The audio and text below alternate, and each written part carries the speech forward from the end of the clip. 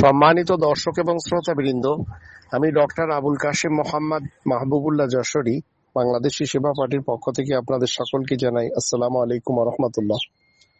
আমাদের দেশে যারা বিশ্বাসঘাতক এবং যারা বিশ্বাস ভঙ্গ করে এবং যারা চাঁদাবাজ, যারা চোর, ডাকাত, খুনি, এদের উদাহরণ যখন আপনারা খুঁজবেন তখন নতুনদের মধ্যে পাবেন রাশেদ খান এবং বিকাশ নূর।